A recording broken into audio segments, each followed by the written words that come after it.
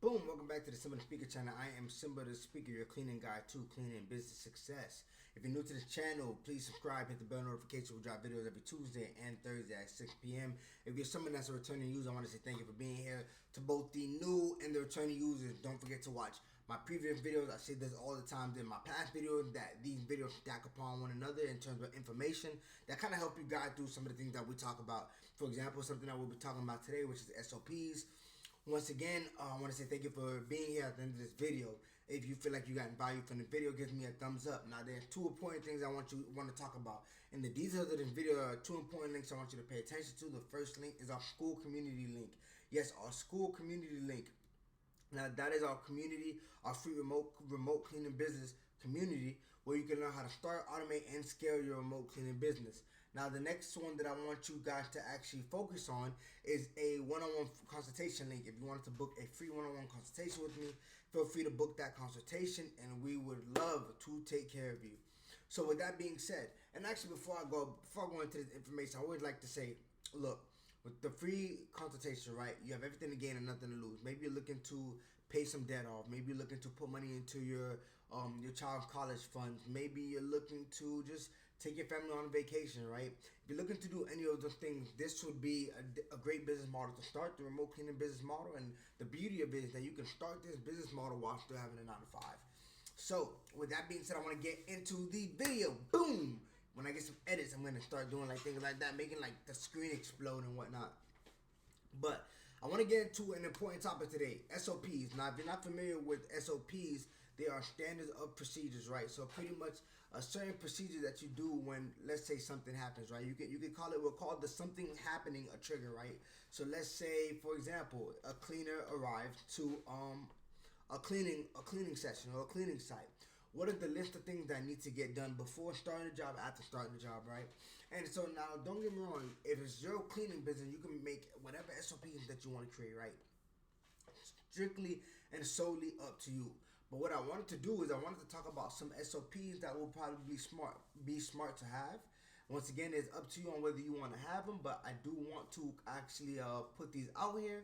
And so that one, if you are getting ready to start a remote cleaning business, you can look at this and say, you know what, maybe I need to make sure I have these. Let's say you already started one, but you don't have SOPs. These are some good ones to start with as well. Plus, then you can go into ChatGPT and say, hey, like, what other SOPs are important to my remote cleaning business? Or what other SOPs are important to my whatever other business you may have? Maybe a pool cleaning or maybe a roof detailing, right? So with that being said, so I don't take your time, let's get into the video. Creating SOPs for your cleaning business. Once again, SOPs is standards of procedure. So before we go into these four right here, why do SOPs matter? SOPs help your business maintain consistent cleaning quality, right? So when you have a certain standard procedure, that checklist that we talked about in our previous videos, right? It allows you to make sure that you're maintaining a certain level of quality or a certain standard of quality that you're trying to portray in being a professional cleaning company. It's easier to train new cleaners faster. Now, when it comes to the remote cleaning business model, we don't usually tend to train cleaners. I do like to put in a little bit of information for those that may not want to do the remote model, want to have a cleaning business on ground, and maybe you want to have a W-2 employee. So having an SOP will help you train your cleaners faster because you're showing them the procedure of way things are supposed to go, right? The standard of procedures on the way things are supposed to go. So it helps train a cleaner a little bit faster. Well, not even a little bit faster, but it helps train a cleaner faster than just saying, hey, you know, this is what you do, and you do this, you do this, you do this. Granted, obviously a standard procedure does say you do this, and this, but there's an order to it. And so it makes it make a lot more sense versus trying to train a cleaner, okay, you gotta do this and do this and do this and do this. And there's no real organization to what you're having the cleaner do, right? And it reduces mistakes and complaints. We'll talk about that right here, and we'll talk about that right here, right? And so by having a standard of procedures for your cleaning business, you can reduce the amount of mistakes that are made by the cleaning teams and the complaints as well. We'll talk about what will happen on having that SOP. You can probably see it here if a complaint is made. And that makes the business easier to scale. Personally, I don't know any business that has been scaled up that doesn't have an SOP, right? Usually any business that is making money, making profit, right, usually has some type of SOP. They usually have some type of SOP. Sorry, forgive me guys. I'm going to grab my mic. They usually have some type of SOP. So with that being said, you want to make sure that you have your SOP for your cleaning business, right? It doesn't all have to be the same, but everybody should have some type of SOP because they matter. They add structure and organization to your cleaning business and any business at that. Now let's get into this. So I just wanted to put a couple of examples of some SOPs and some that may be very important for when cleaners arrive. So what happens? What happens when they're leaving a job, when they're getting ready to leave a job? If there's a complaint, and how we onboard the contractors. So when we have to create an arrival SOP, cleaners should know exactly what to do before starting the job. So even if you're working with subcontractors, when you're onboarding subcontractors, you should be letting them know, hey, this is how we want it done. These are the procedures that we want done. As long as you get the cleaning done correctly and these procedures get done correctly, then you're good to go, right? You got the green light. As long as we don't get no complaints, obviously. But with that being said, so we have this right here, right? And so what an example process would look like would be to confirm the address and parking, right? So they should confirm address with you, okay, just making sure, hey, this is their right address. You confirm it with them as well, right? This could be a mutual thing, right? So on our end, we confirm the address and parking. We let them know, hey, this is the address. You can park here. You can park here. Maybe you might need to pay for parking. We'll reimburse you. We figure that out before they actually start the job. Before they get to the job, we figure that out. And another thing is with the arrival SOP, depending on what it is, right? Like confirming address and parking, right? Something like that could be on, maybe you have a day before SOP where you confirm that the cleaner is gonna make it. You confirm certain information and gate codes and whatever, right? So you can create these SOPs however you want to, right?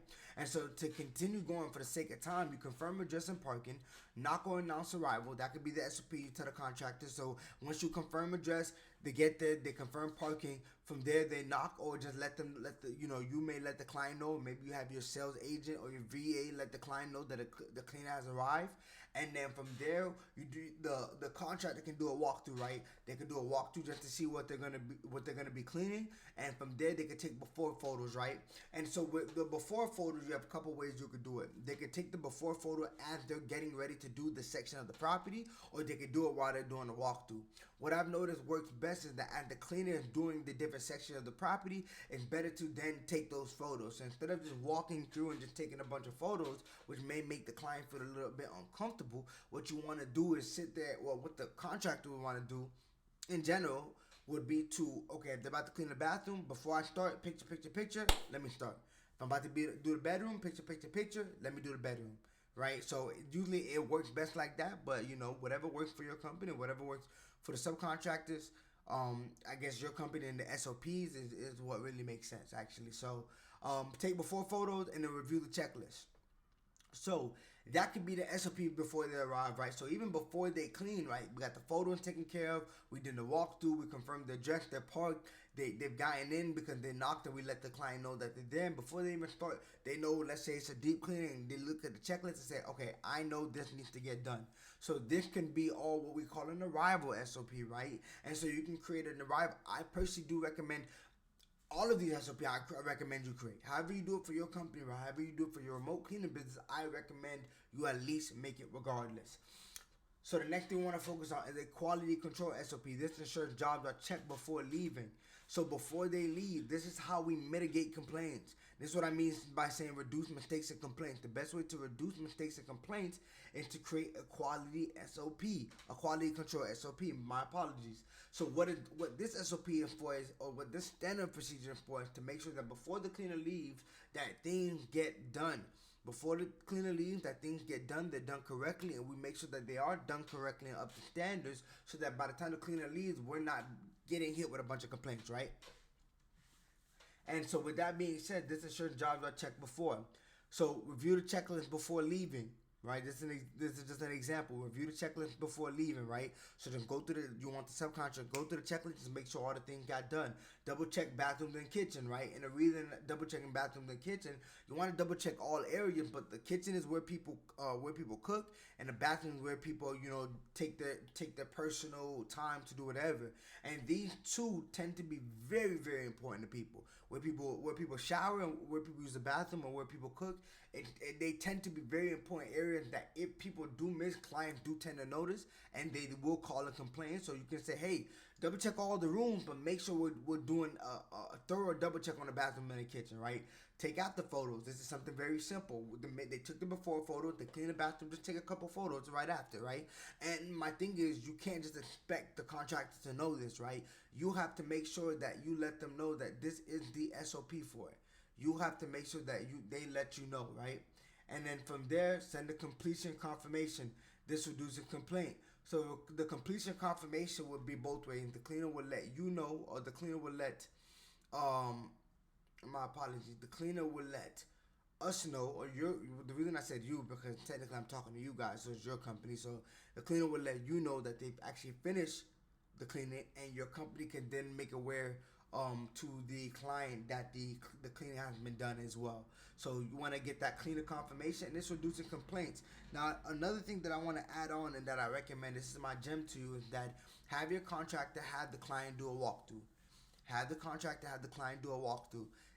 Instead of just leaving, and then the client says, hey, this wasn't done correctly, hey, this wasn't done, it's a lot easier to have the client do a walkthrough, and the client say, hey, do you mind just redoing this area? Do you mind just redoing this? Or do you mind just redoing this area? So that's something that you can add on as well. But right here, if you do this, right, you have the photos, especially the photos, because let's say the cleaner leaves, and the client says, hey, this wasn't done. By having the before photos and the after photos, you can tell the client, hey, I do have the before and after photos. It definitely looks like the area got taken care of. Was it a matter of, maybe it was just not up to your standards? You can figure that out. And so with that being said, you want to make sure that you have those before and after photos. And this goes back to having the SOP, because if you don't tell a contractor that they need to do this, a contractor will do the work, get in and get out. Then I'm not necessarily blaming them, because even if they, especially if the work is good, can you be upset that they didn't take before and after pictures if you didn't explicitly tell them that you needed them before and after pictures, or made them aware of your SOP?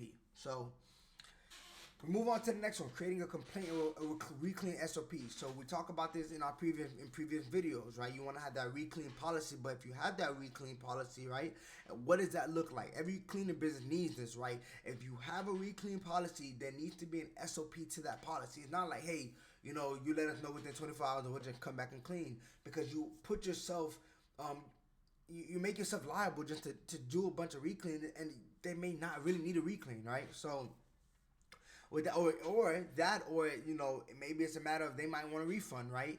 And so you want to, especially within the cleaning business, you want to avoid refunds. So what does the process may look like for a reclean, right? So what may happen is a client reports the issue within 24 to 48 hours, which is a typical reclean time frame. From there, we request photos to make sure that we see what the problem area is. Another reason we request photos, so that when we send the cleaner to do the reclean, we are letting them know only focus on these areas. Here are the photos. Just focus on these areas, these problem areas. Because remember, a lot of times, depending on the type of subcontractor, you may have to compensate, right? It just depends on the team. But if you do have to compensate, you want to make sure that that you're only paying for the areas that need to get done. And if you don't have to compensate, remember, if you have a cleaning team that's doing a reclean, that's taking time away from them doing a different job. So we want to make sure we request photos of the problem areas, review the checklist with the cleaner just to make sure that they go and get through the areas that need to, right? The checklist, the good thing with the checklist is, even when you review the checklist, you don't have to go too deep into it, because if you have the pictures of the areas that need to get taken care of, they just need to strictly go over there and check those areas. And take care of those areas, so you don't have to thoroughly go through the checklist. But let's say, for example, let's say it's an area. So let's say they say, hey, I felt like the bathroom wasn't done, and they took a picture of the bathroom. Then you may want to go through the bathroom part of the checklist and say, make sure these exact things get done. Just go through them and just make sure that we re-clean it, and that it's thorough, and that there's attention to details when you're taking care of this aspect of the checklist. And then from there, you schedule a reclean, right? So from there, you'll schedule a reclean, and it will follow up with the client after we fix, right? After we made the fix to it. So that might be your SOP for the reclean. And the reason we do this is because that keeps the problem organized instead of emotional. What I mean by that is this. When you have an SOP, it's easy just to tell the contractor, hey, cleaner was a bit upset, no worries. This is the process that we do. We have the pic, they let us know within 10 to 24 hours. We got the pictures. Here's the part of the checklist that corresponds with the pictures, and then from there, you can just go and take care of it, right? If you haven't, it seems a lot more professional, organized versus saying, "Hey, the client says you didn't do the bathroom. You need to go do it right now." And the contractor may say, "No, I don't have to," right? Or the contractor may do it, but they may feel a certain way about the way you addressed it. So by having an SOP and say, "Hey, this is what happened. This complaint came up, but no worries, no problem. We just need your help taking care of it. This is the process that we usually do to be able to take care of these recleans. We just need you in this process. All I need you to do is just do this and do this. Go do the reclean, and we just check the checklist, and here's the pictures for it. We already got the pictures as well." It just makes it sound a lot more professional. Contractors are more willing to actually help out with the recleans, right? And that's obviously something that you should talk about when we're talking about actually onboarding a contractor, which brings us to our next thing, right? And so create a contractor SOP. So for remote cleaning company, SOPs are even more important. And I want to go directly to it. The reason that the contractor SOP is more important because we're not physically there. So we must have a system in place that replaces supervision. A system in place that replaces supervision. So that's important. I actually want to go straight to that before going through these, right? And so acquire insurance. We talked about that in a previous video. Making sure that they have their own insurance. Photo documentation, making sure that they're also documenting photos of the cleaning. I go back to the before and after, right? Job acceptance process. How do they accept the job? What happens when they accept the job, right? How did the information get sent over to them? Payment structure. Are we doing flat fee or are we doing percentage with them? What does that look like? Communication expectations, right? Communication expectation. It goes back to this as well. So it goes back to what I was talking about with the reclean.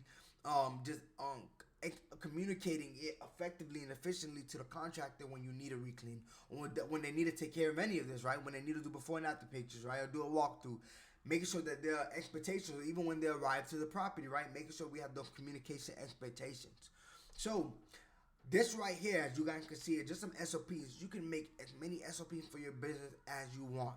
My suggestion is, though, that you don't just make a bunch of them, right? Don't just sit there and make a bunch of them.